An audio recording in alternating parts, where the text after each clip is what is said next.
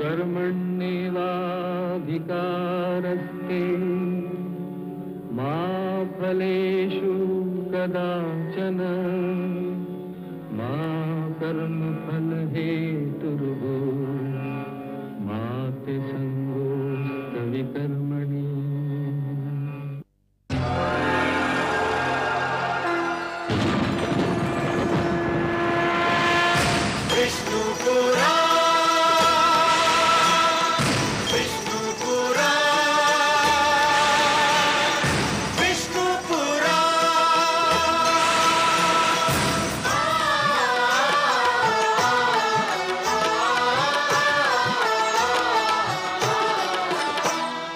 जीव ज्ञान ब्रह्म ज्ञान अथ श्री विष्णु पुराण।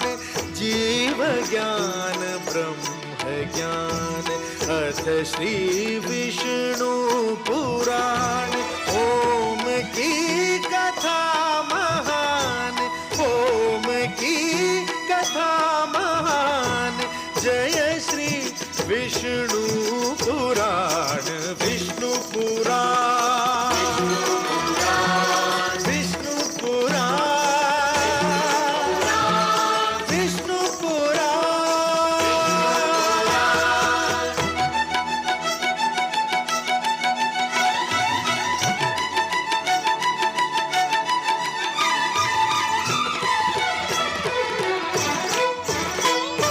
प्रगटे कब तीन लोक, जन्म मृत्यु हर्ष शोक।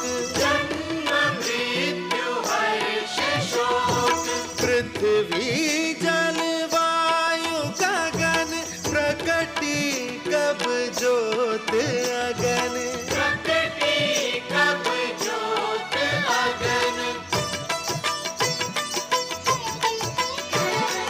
इस पुराण में है निहित, इस पुराण में है निहित जप तप और योग ध्यान। विष्णु पुराण, विष्णु पुराण, विष्णु पुराण। मैं माँ हूँ, धरती माँ। जीने के कुछ नियम होते हैं, कुछ सिद्धांत होते हैं जिनका पालन करना मानव का कर्तव्य है। इन्हीं में से एक सिद्धांत यह है कि पूर्वजों के दिए हुए संस्कार को नई पीढ़ियां केवल इसलिए ना तोड़ें कि ये संस्कार पुराने हैं। इन संस्कारों में से एक संस्कार यह है कि पिता परिवार का स्वामी होता है। परिवार का पालन पोषण करके वो भगवान विष्णु का धर्म निभाता है। परिवार के दुख सुख का ध्यान रखना उसका परम कर्तव्य है। महाराज उत्तानपाद से इसी धर्म को निभाने में चूक हो गई।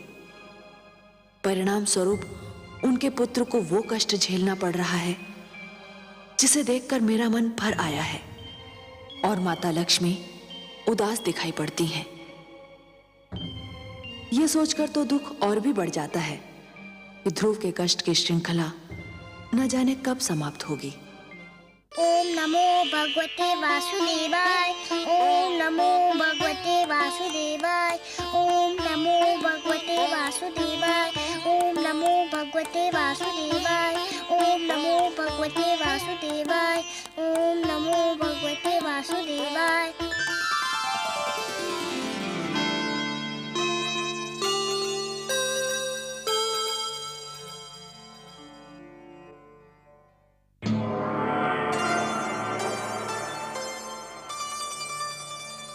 प्रणाम देवी। प्रणाम। हमारे अहोभाग्य कि विष्णु भार्या ने शिवलोक में पधारकर उसे पावन कर दिया। विराजिए। लेकिन देवी, यदि आप मेरे पति भोलेनाथ के दर्शन के लिए पधारी हैं, तो वो इस समय काशी में विराजमान है। मैं आपसे मिलने आई हूँ। तब तो मैं अपने भाग्य पर जितना गर्व करूं उतना कम है देवी। मेरी समझ में नहीं आता मैं इतने महान अतिथि का सत्कार किस प्रकार करूं। ये तो आपकी महानता है जो मुझे इतना सम्मान दे रही हैं। किंतु सत्य तो ये है कि आज मैं शिवलोक में अतिथि नहीं याचक बनकर आई हूँ। एक विनती लेकर उपस्थित हुई हूँ। विनती? कैसी बातें कर रही हैं देवी? आदेश दीजिए, आज्ञा दीजिए। संपूर्ण संसार जानता है शिव के हृदय में विष्णु वास करते हैं। परंतु देवी, आपको चिंताग्रस्त देखकर मुझे आश्चर्य हो रहा है। मन में चिंता बैठी हो तो मुख दर्पण में उसकी छाया आ ही जाती है। जब कोई माँ अपने पुत्र के लिए चिंता करती है तब वो छिपाई नहीं छिपती। माँ, पुत्र? मैं कुछ समझी नहीं देवी। आप किस माँ और किस पुत्र की बात कर रही हैं? मैं अपने पुत्र की बात कर रही हूँ शिव भार्या। आपका पुत्र? ये कैसी पहेली बुझा रही हैं देवी? कोई पहेली नहीं है देवी। आप तो जानती हैं ना, मानव लोक के एक छोटे से बालक ध्रुव ने भगवान विष्णु से मिलने की ठान ली है और इसके लिए वो कोई भी कष्ट उठाने के लिए तैयार हो गया है। जानती हूँ देवी, लेकिन वो आपका पुत्र तो नहीं है। अवश्य नहीं है, पर मैं उसे अपना पुत्र मान चुकी हूँ। उसने भी मुझे माँ कहा है। देवी, यदि मेरे योग्य कोई सेवा हो तो आपकी आज्ञा सिर माथे पर। आदेश दीजिए। नन्हा ध्रुव घने वन में घोर तपस्या कर रहा है। उस वन में भयानक पशु हैं। मुझे भय है मेरे ध्रुव पे कोई संकट ना आ जाए। देवी, वनराज आपके वाहन हैं, उन पर आपका अधिकार है। मेरे ध्रुव पे कोई संकट ना आए, यही प्रार्थना लेकर मैं आपके पास आई हूँ। बस इतनी सी बात देवी। यदि इसी चिंता ने आपको पीड़ित कर रखा है तो इसे अपने मन से निकाल फेंकिए। मैं आपको आश्वासन देती हूँ कि वत्स ध्रुव पर आंच भी नहीं आने दूंगी। आप कितनी महान हैं। त्रिलोक के सबसे बड़े दानी की आप हृदय स्वामिनी हैं। आपका हृदय इतना विशाल है कि जो भी आपसे सहायता मांगने आता है उसे आप निराश नहीं करती। अब मुझे विश्वास हो गया है कि मेरे ध्रुव का अमंगल नहीं होगा। आपकी जय हो देवी पार्वती, जय हो।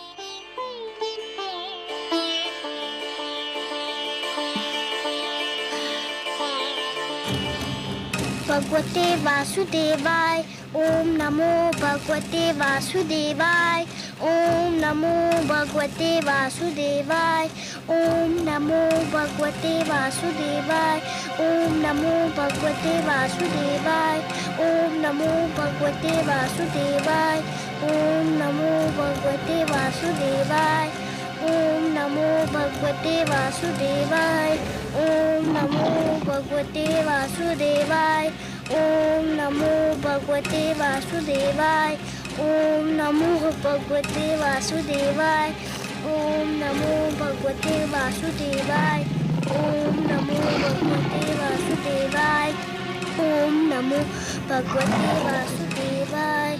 ओम नमो भगवते वासुदेवाय। ओम नमो भगवते वासुदेवाय। ओम नमो भगवते वासुदेवाय। ओम नमो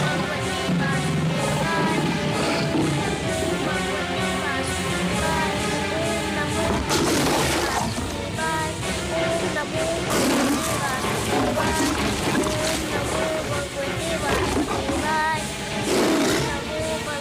वासुदेवाय।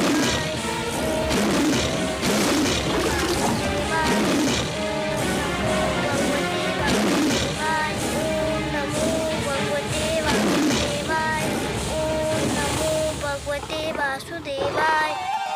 ओम नमो भगवते वासुदेवाय। ओम नमो भगवते धन्य हो पुत्र, वासुदेवाय। धन्य है तुम्हारी ये तपस्या, भगवते तुम्हारा ये विश्वास, तुम्हारा ये दृढ़ निश्चय।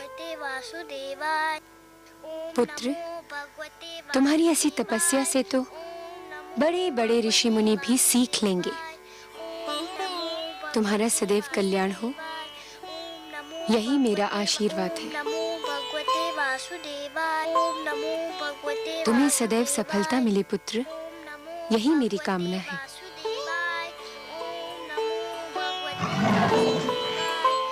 सिंहराज, तुम यहीं ठहरोगे, पुत्र ध्रुव पर कोई संकट न आने पाए। नमो भगवते वासुदेवाय। ओम नमो भगवते वासुदेवाय। नमो भगवते वासुदेवाय।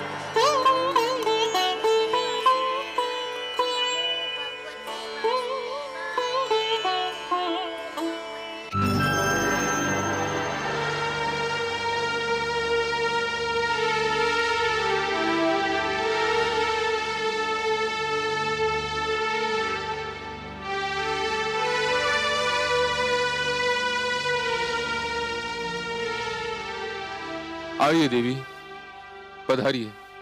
कहिए कैसा रहा आपका ध्रुव अभियान? आपकी कृपा से भोलेनाथ, ध्रुव को कोई हानि नहीं पहुंची। वो बाल बाल बच गया। मैं सही समय पर वहां पहुंच गई थी। परंतु देव, मेरे आश्चर्य की सीमा ही नहीं रही ये देखकर कि बालक ध्रुव ने इतना सब कुछ हो जाने के पश्चात भी आंख तक नहीं खोली, जैसे कि उसे ज्ञान ही न हो कि वो किन संकटों में घिरा हुआ है। वातावरण से अनजान वो बालक आंखें मूंदे दृढ़ संकल्प के साथ मंत्र जाप करता रहा। इसमें आश्चर्य की क्या बात है देवी? ध्रुव का तो अर्थ ही होता है अटल और दृढ़ निश्चय। जो अटल है वो ध्रुव है, जिसे कोई अपने स्थान से डिगा नहीं सकता, वही ध्रुव है। कितने भाग्यशाली होंगे वो माता पिता देव जिनका वो पुत्र है। देवी, भाग्य की परिभाषा सभी अपने अपने ढंग से और अपनी अपनी स्थिति के अनुसार करते हैं। बालक ध्रुव के माता पिता अवश्य भाग्यशाली हैं, किंतु यह सत्य अभी तक उन पर विदित नहीं हुआ है। वे स्वयं को इसलिए अभागे समझ रहे हैं क्योंकि उनका पुत्र, उनकी आंखों का तारा उनकी आंखों से ओझल हो गया है। तनिक देखिए तो क्या दशा हो रही है उन बेचारों की।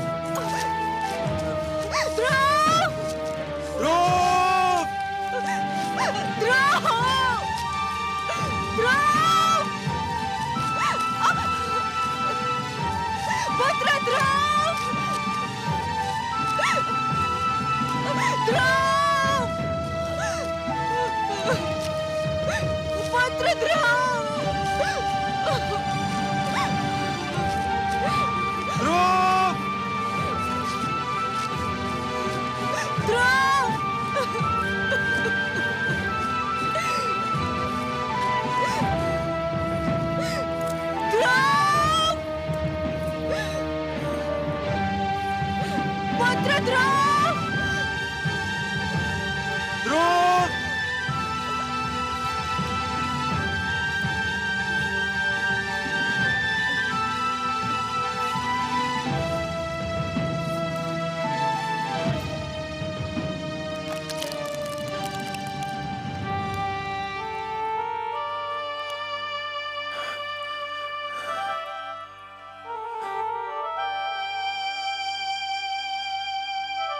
नहीं नहीं, हे जल, हम प्यास से तड़प रहे हैं, परंतु हम तुझसे अपनी प्यास कैसे बुझाएं? न जाने हमारे लाडले पुत्र ध्रुव की प्यास तूने बुझाई है या नहीं। कहीं ऐसा ना हो कि हम तुझसे अपनी प्यास बुझा लें और हमारा पुत्र तेरी एक एक बूंद को तरसता रहे। नहीं, हम अपनी प्यास बुझाकर ऐसा पाप नहीं कर सकते, नहीं कर सकते, नहीं कर सकते।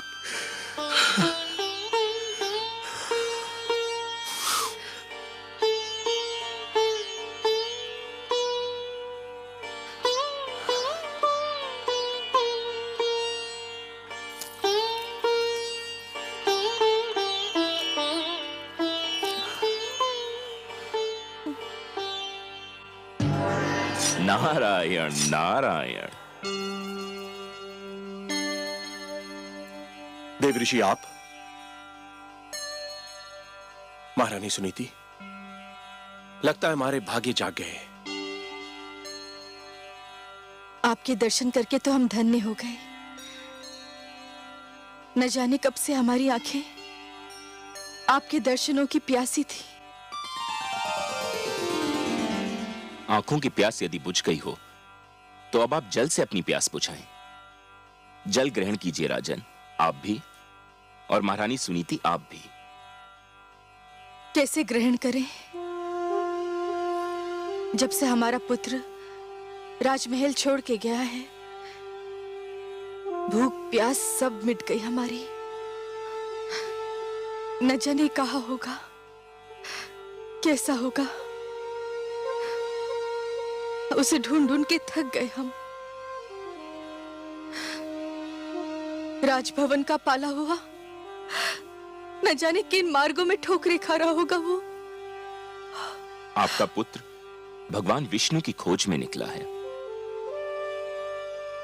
जो भगवान की खोज में निकलते हैं, जिनके मन में वो रम जाते हैं, उन्हें भगवान अपनी अनुकंपा की छत्र छाया में ले लेते हैं। संसार की कोई भी विपदा उन्हें छू भी नहीं सकती। हमारा पुत्र कहाँ है इस समय? मैं ये तो नहीं बता सकता देवी, परंतु इतना अवश्य कह सकता हूं, वह जहां भी है सुरक्षित है। क्या हम उसे मिल सकते हैं देवऋषि? यह भी संभव नहीं है, क्योंकि ध्रुव भगवान विष्णु के अतिरिक्त किसी से मिलना नहीं चाहता। फिर आप उससे कैसे मिल सकते हैं? हे देवर्षि, क्या हम उसकी एक झलक भी नहीं देख सकते? नहीं देवी, यह भी संभव नहीं है। क्यों संभव नहीं? इसलिए क्योंकि उसे स्वयं भगवान विष्णु की एक झलक देखने की धुन है, इसलिए आप उसे देख न पाएंगी। मेरा परामर्श मानेंगे राजन? आज्ञा दे प्रभु। आप अपनी राजधानी लौट जाइए। यह संभव नहीं है देवऋषि। मैं प्रण कर कर निकला था कि लौटूंगा तो ध्रुव को साथ लेकर, नहीं तो मैं भी नहीं लौटूंगा। नारायण नारायण। महाराज उत्तानपाद, आप भी विचित्र प्राणी हैं। क्यों प्रभु? आपने तो मानो ठान ली हो कि जीवन भर वही करेंगे जो दूसरों के लिए कष्टदायक हो। ये आप क्या कह रहे हैं प्रभु? मैंने तो कभी किसी को कोई कष्ट नहीं पहुंचाया। किसको नहीं पहुंचाया? कौन सा धर्म निभाया आपने जिससे दूसरों को सुख मिले? मैं आपका कटाक्ष समझा नहीं प्रभु। कटाक्ष नहीं, ये सत्य है राजन। सबसे पहले आप पति धर्म भूले। आपने सुंदरता में अधिक रुचि ली, नीति को महत्व नहीं दिया। सुंदर सुरुचि को पाकर आप सुशील सुनीति को भूल गए। आपने पिता का भी धर्म नहीं निभाया। इसलिए आज आपके जिस पुत्र को आपके स्नेह की छांव में होना था, वह इस झुलसाती धूप में भटक रहा है। और अब अपनी प्रजा को कष्ट देकर आप एक राजा के धर्म से भी विमुख होना चाह रहे हैं। परंतु प्रभु, मैंने प्रजा को तो कोई कष्ट नहीं दिया है। कैसे नहीं दिया? राजकाज की बागडोर और अपनी प्रजा के हित को एक स्वार्थी नारी की दया पर छोड़कर आप समझते हैं कि आपने अपनी प्रजा को बहुत सुख दिया है। जो राजा अपने परिवार की समस्या में पड़कर अपनी प्रजा के हित को भूल जाए, उसे राजा कहलाने का कोई अधिकार नहीं है। एक सुंदर नारी की सुंदरता में आप ऐसा फंसकर भटके कि धर्म का मार्ग ही भूल गए। राजन, जब एक व्यक्ति भटकता है तो केवल वही व्यक्ति भटकता है, किंतु जब एक राजा भटकता है तो पूरा देश भटक जाता है, राष्ट्र भटक जाता है। आप सत्य कहते हैं प्रभु, परंतु मेरे लिए अपने पुत्र को भूल पाना संभव नहीं। मैं राजा अवश्य हूं, पर पिता भी तो हूं। यही तो वो सत्य है राजन, जो एक साधारण व्यक्ति से राजा की और एक राजा से साधारण व्यक्ति की पहचान अलग करता है। एक साधारण व्यक्ति के लिए उसका परिवार ही उसका संसार है, किंतु एक राजा के लिए उसकी प्रजा ही उसका परिवार है, और आप अपने परिवार को भूल गए हैं। अब भी समय है राजन, अपनी भूल का प्रायश्चित कर लीजिए, घर लौट जाइए।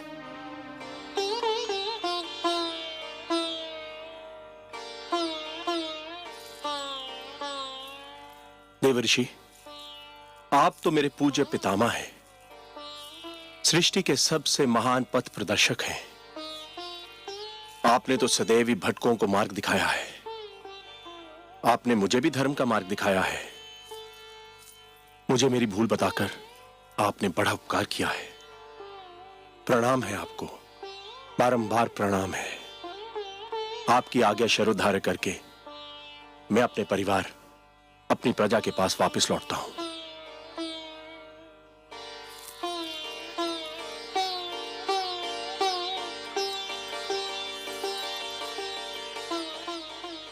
चलिए महारानी।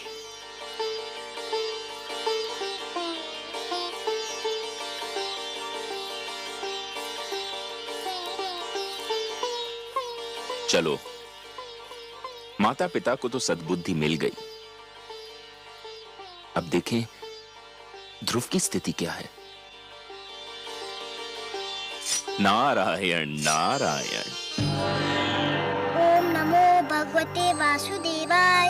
ओम नमो भगवते वासुदेवाय। ओम नमो भगवते वासुदेवाय। ओम नमो भगवते वासुदेवाय। ओम नमो भगवते वासुदेवाय। ओम नमो भगवते वासुदेवाय। ओम नमो भगवते वासुदेवाय। ओम नमो भगवते वासुदेवाय। ओम नमो भगवते वासुदेवाय। ओम नमो भगवते वासुदेवाय। ओम नमो भगवते वासुदेवाय। ओम नमो भगवते वासुदेवाय। ओम नमो भगवते नारायण वासुदेवाय। नारायण। गुरुदेव, भगवान विष्णु अब तक नहीं आए। आपने तो कहा था कि इस मंत्र का जाप करोगे तो भगवान विष्णु अवश्य आ जाएंगे। वे तो अब तक नहीं आए। पुत्र, इतना सरल समझ लिया है भगवान विष्णु का इस धरती पर आना? बड़े बड़े ऋषि मुनियों ने तो अपना सारा जीवन इसी तपस्या में लगा दिया, किंतु कुछ ही के भाग्य में भगवान विष्णु के दर्शन लिखे थे। तुम्हारी तपस्या तो अभी प्रारंभ हुई है। मुझे और कितनी तपस्या करनी होगी उनके दर्शन पाने के लिए? वत्स, फल अपने निर्धारित समय पर ही पकता है। कली भी निर्धारित समय पर ही फूल बनती है। सूर्य, चंद्रमा, प्रभात, संध्या, ये सब एक क्रम चक्र से बंधे हैं। इनका उदय होना, अस्त होना, आना जाना, ये सब निर्धारित समय से ही होता है। तुम्हारी तपस्या सफल होने का समय भी अवश्य आएगा पुत्र, पर तुम तो अभी से घबरा गए। घबराया नहीं गुरुदेव, पर कहीं मेरी तपस्या में कोई कमी तो नहीं रह गई जो भगवान विष्णु अभी तक मेरे पास नहीं आए? तुम्हारी बात में तथ्य है पुत्र। तुमने मुझे सोचने पर विवश कर दिया है, क्योंकि ये तो सत्य है कि मेरे नारायण उन्हीं से प्रसन्न होते हैं जिनके मन में उनके अतिरिक्त किसी का ध्यान न हो, जिनके नेत्रों में उनके अतिरिक्त किसी की छवि न हो, जो उनके दर्शन के अतिरिक्त कोई अभिलाषा न रखते हों, जो सारी कामनाओं का, सारे बंधनों का त्याग कर चुके हों, जो पूर्ण रूप से समर्पित हों। आप ही तो मेरे गुरु हैं, आप ही तो मेरे मार्गदर्शक हैं। आप भी बता सकते हैं कि मैं और क्या करूं जो भगवान विष्णु मेरे पास आ जाए।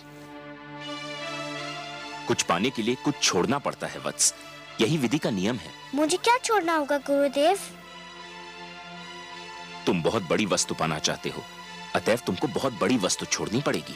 आप उस वस्तु का नाम बताइए, मैं उसे छोड़ दूंगा। खाना छोड़ सकते हो? हाँ, छोड़ दूंगा। तब तो भगवान विष्णु मेरे पास आ जाएंगे ना? अवश्य आएंगे, अवश्य आएंगे पुत्र। कोई कितना भी आग्रह करे, कितना भी विवश करे, बस तुम खाने को हाथ मत लगाना। फिर देखो कितना शीघ्र भगवान का मन पिघलता है। अच्छा, तुम अपने मंत्र का जाप आरंभ करो, मैं चला, मुझे कुछ और कार्य याद आ गया है। ओम नमो भगवते वासुदेवाय। ओम नमो भगवते वासुदेवाय। ओम नमो वासुदेवाय। ओम नमो भगवते वासुदेवाय। ओम नमो भगवते वासुदेवाय। आंखें खोलो पुत्र, लो तुम्हारे लिए फल लाई हूँ। मैं नहीं खाऊंगा माते। क्यों, क्या भूख नहीं लगी? लगी है पर मैं कुछ नहीं खाऊंगा। पर क्यों नहीं खाओगे? मेरे गुरु का यही आदेश है। आदेश? क्या आदेश है? क्या कहा देवर्षि ने तुम्हें? उन्होंने कहा है कि यदि मैं खाना छोड़ दूं तो भगवान विष्णु शीघ्र मेरे पास आ जाएंगे। पुत्र तुम अभी बहुत छोटे हो, खाओगे नहीं तो रहोगे कैसे? भूख तुमसे सहन नहीं होगी। मैं सहन करूंगा, सब कुछ सह लूंगा, भूखा रह लूंगा, पर जब तक भगवान विष्णु मेरे पास नहीं आ जाते मैं कुछ नहीं खाऊंगा। ओम नमो भगवते वासुदेवाय। ओम नमो भगवते वासुदेवाय। ओम नमो भगवते वासुदेवाय। ओम नमो भगवते वासुदेवाय। ओम नमो भगवते वासुदेवाय। ओम नमो भगवते वासुदेवाय। ओम नमो भगवते वासुदेवाय।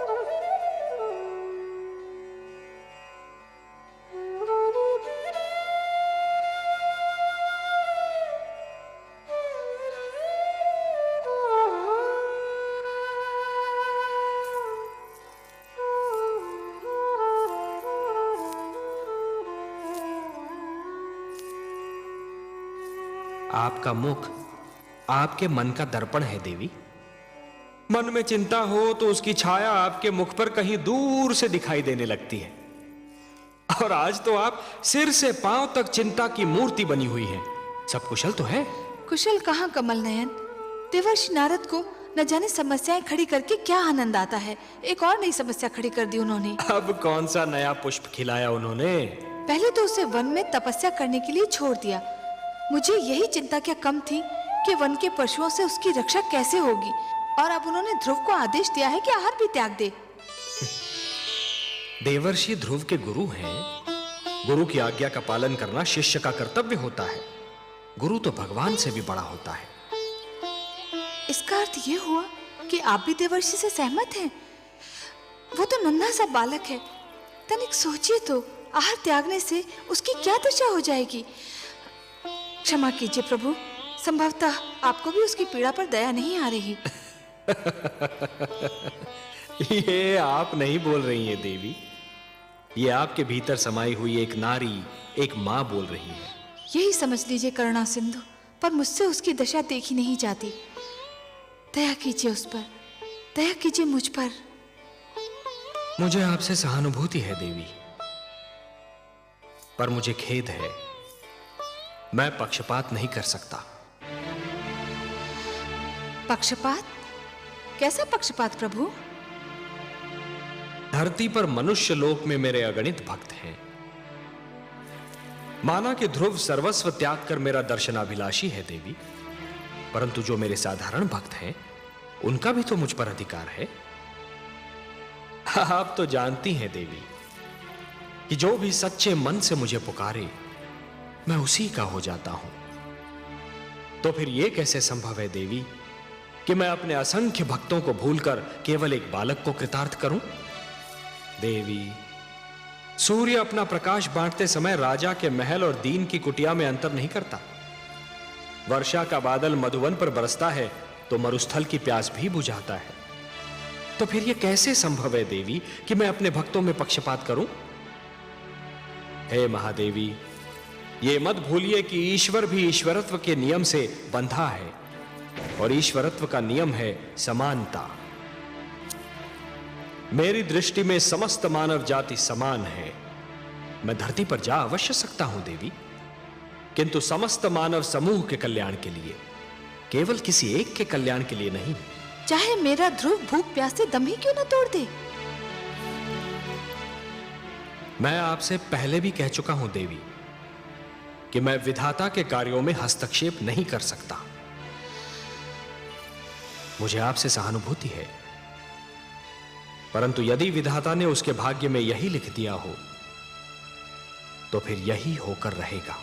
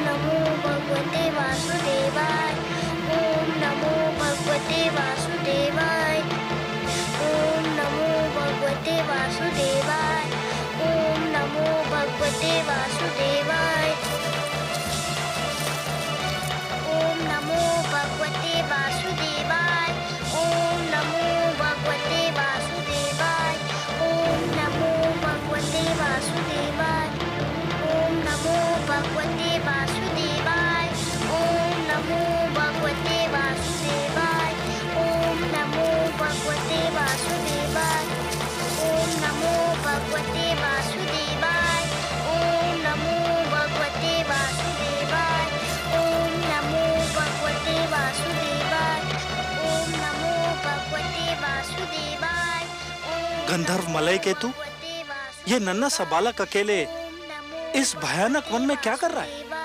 देखते नहीं गंधर्व राज चित्ररथ भगवान विष्णु के मंत्र का जाप कर रहा है। ये बालक अवश्य ही उनका मन जीतने का प्रयत्न कर रहा है।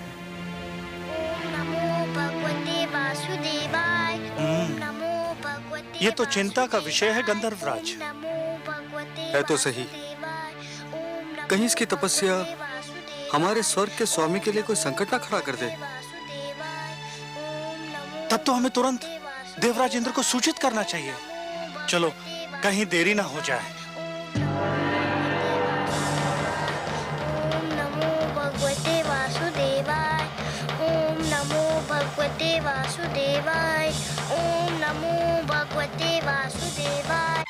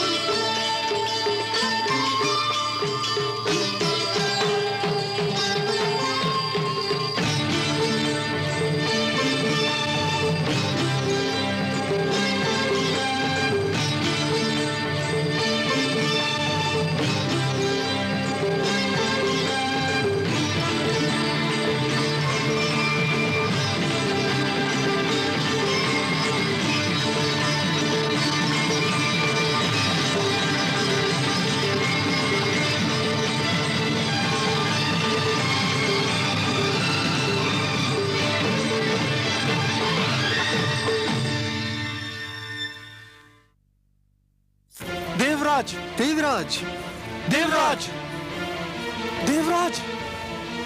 क्या बात है गंधर्वराज चित्ररथ? क्या हुआ गंधर्व मलय केतु? तुम दोनों इतने घबराए हुए क्यों लग रहे हो? क्या कहीं कोई अनर्थ हो गया? अनर्थ हुआ तो नहीं देवराज, पर हो अवश्य सकता है। स्वर्ग पर संकट की छाया है। क्या कह रहे हो? तुम तो लगता है अपना मस्तिष्क ही खो बैठे हो। तुम बताओ मलय केतु, क्या बात है? हम दोनों एक वन से जा रहे थे कि हमें एक छोटा सा बालक भगवान विष्णु की तपस्या में मग्न दिखाई दिया। तो क्या हुआ? उसके सामने फलों से भरी थाली रखी हुई थी। सारे फल सूख चुके थे। इसका अर्थ यह हुआ कि उसने आहार भी त्याग दिया है। बड़ी कठिन तपस्या लग रही थी उसकी।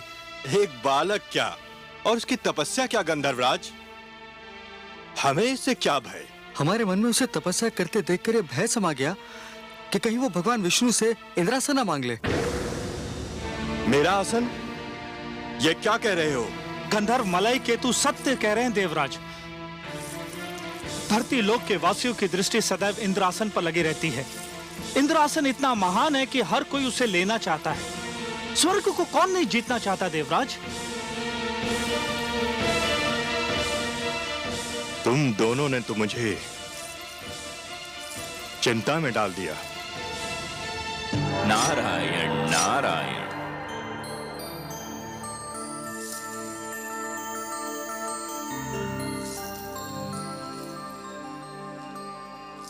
बड़ी शुभ घड़ी में पधारे आप देवर्षि।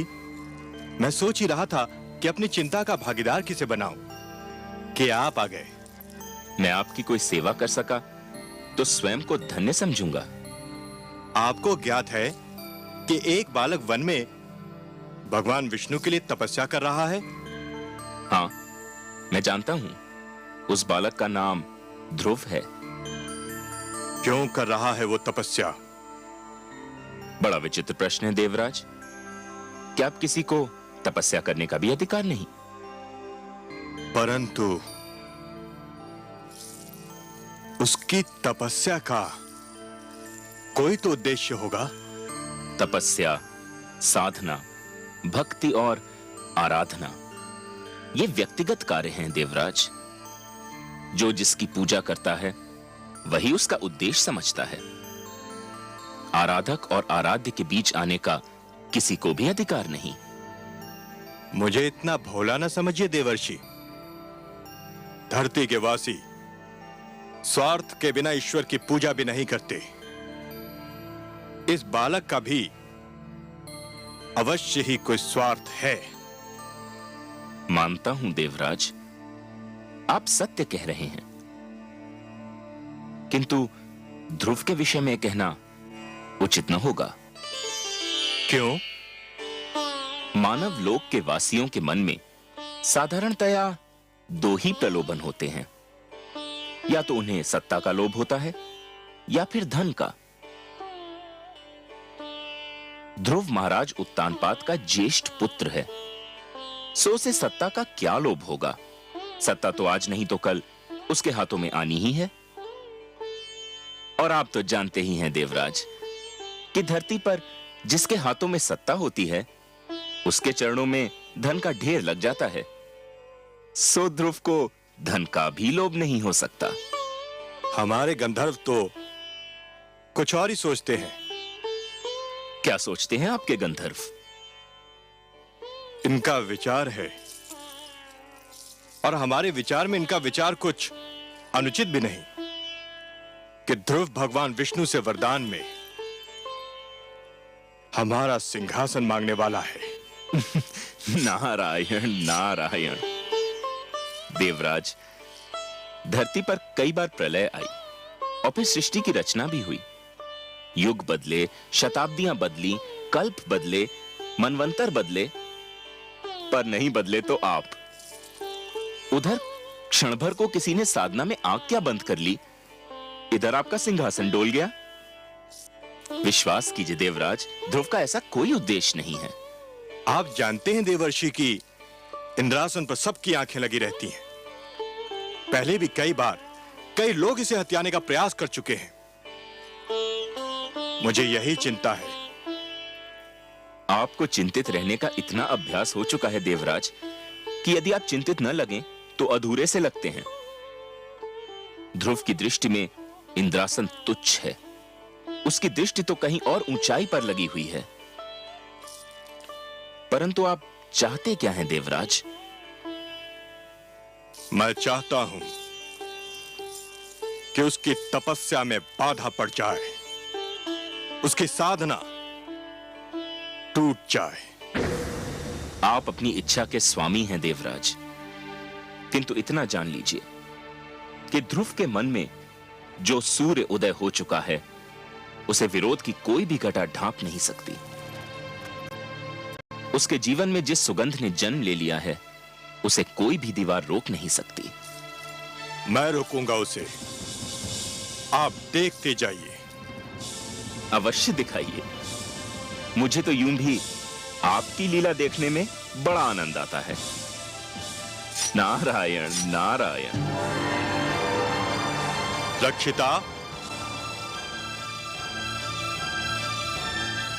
आज्ञा देवराज। रक्षिता, तुम्हें अभी इसी समय धरती पर जाना है, उस वन में जाना है जहां एक नन्हा बालक ध्रुव भगवान विष्णु के लिए तपस्या कर रहा है। तुम्हें उसकी तपस्या भंग करनी है। जो आज्ञा देवराज। उसकी तपस्या भंग करने का ढंग मैं बताता हूं तुम्हें। ध्यान से सुनो। ओम नमो भगवते वासुदेवाय। ओम नमो भगवते वासुदेवाय। ओम नमो भगवते वासुदेवाय। ओम नमो भगवते वासुदेवाय।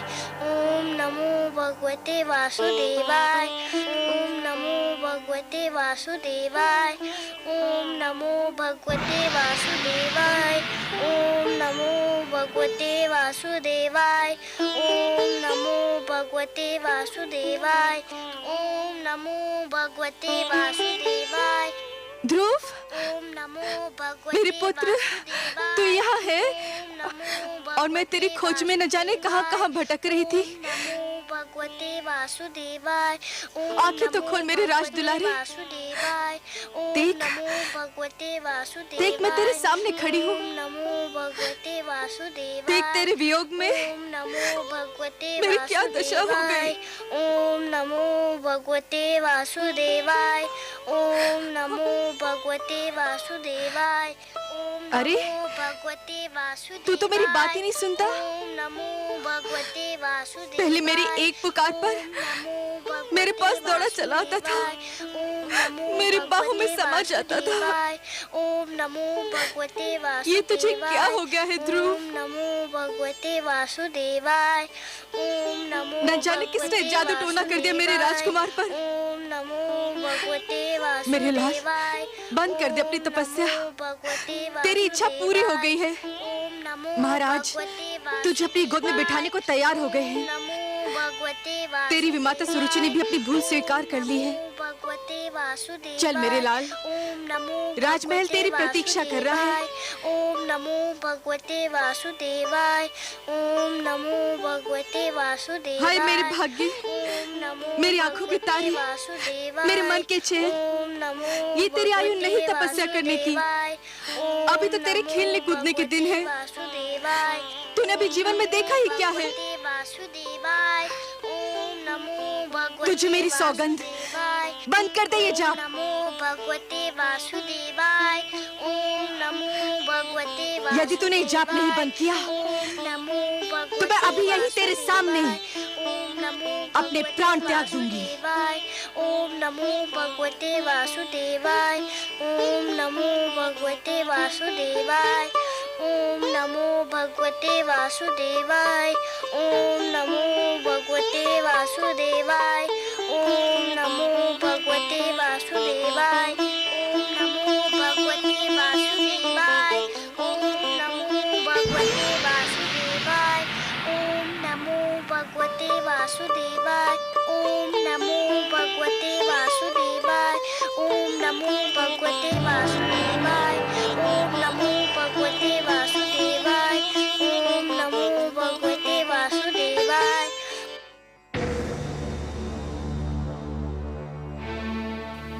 तुमने खाना छोड़ दिया है। यदि पानी पीना भी छोड़ दो तो भगवान विष्णु और भी शीघ्र तुमसे मिलने आ जाएंगे। ओम नमो भगवते वासुदेवाय। ओम नमो भगवते वासुदेवाय।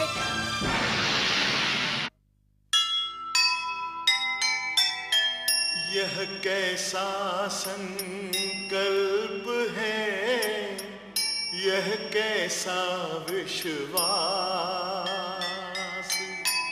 सब संकट सहती गई, प्रभु दर्शन की आस। देवलोक में मच गया भीषण हाहाकार। डिगा नहीं ध्रुव का हृदय, देव गए सब हार। देव गए सब हार। नुपुरा